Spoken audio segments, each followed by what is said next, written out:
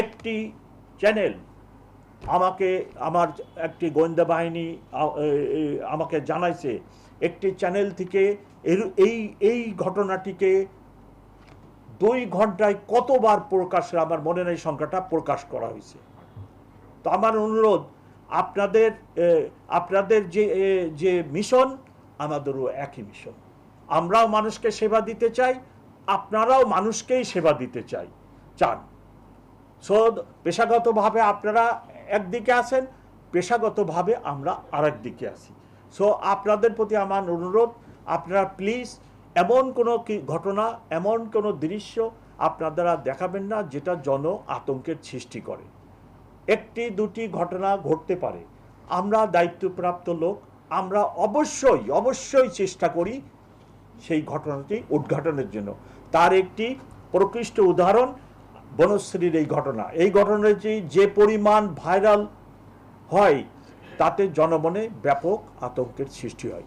কিন্তু 23 তারিখে ঘটনা হওয়ার পরে আজকে 8 তারিখ ইনশাল্লাহ আমরা এই ঘটনা উদ্ঘাটন করতে সক্ষম হয়েছি। এবার আমি একটু অন্য প্রসঙ্গ, আজকে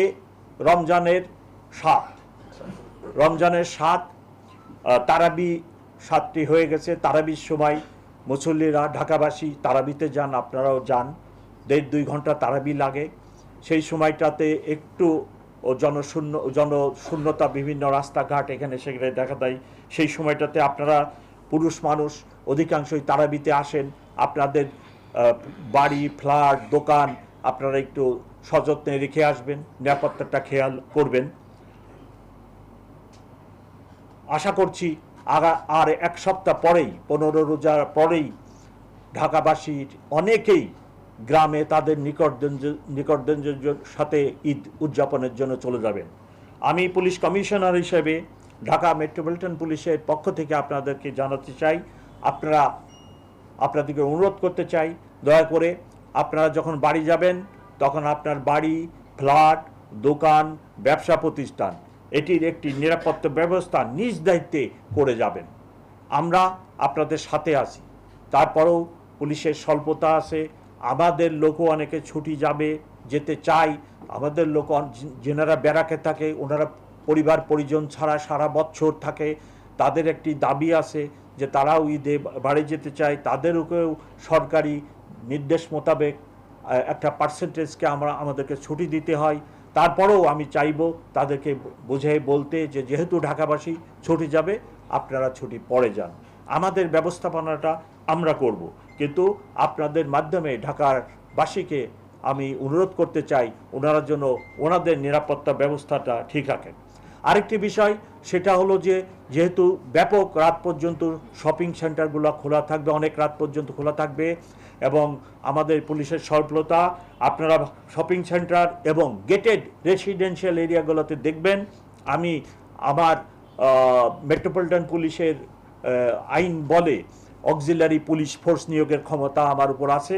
আমি সেই মোতাবেক তাদেরকে অক্সিলারি পুলিশ ফোর্স হিসাবে নিরাপত্তা, যারা প্রাইভেট নিরাপত্তার লোকেরা আছে ওনাদেরকে আমি নিয়োগ দিচ্ছি, এবং তাদের হাতে একটি ব্যান্ড থাকবে যে সহায়ক পুলিশ কর্মকর্তা, এবং আইন মোতাবেক উনি একজন, আমি বা আমার কলিগরা যে পুলিশ অফিসার হিসেবে যে ক্ষমতা ভোগ করেন, ক্ষমতা বলা যায় না, দায়িত্ব পালন করেন, সেই একই রূপ দায়িত্ব পালন করবেন।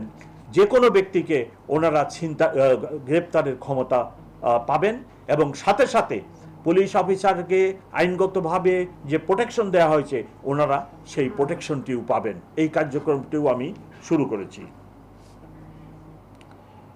হাতিরপুলে কিছুদিন আগে একটি ডাকাতি হয়, সেটিও আমরা উদ্ঘাটন করেছি।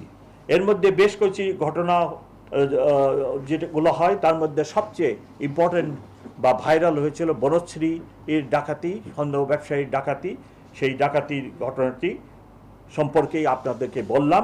ওই ঘটনার যিনি ভিকটিম ছিলেন জনাব আনোয়ার হোসেন, উনি সুস্থ আছেন, আল্লাহ পাক ওনাকে ভালো রাখছেন, উনি সুস্থ আছেন, ওনার জীবন নিয়ে আর কোনো শঙ্কা নেই। এই হলো আপনাদের কাছে আমার আজকের বক্তব্য। আপনারা ঢাকাবাসীকে আমার এই বক্তব্যটা পৌঁছে দিবেন, এটাই আপনাদের কাছে আমার অনুরোধ।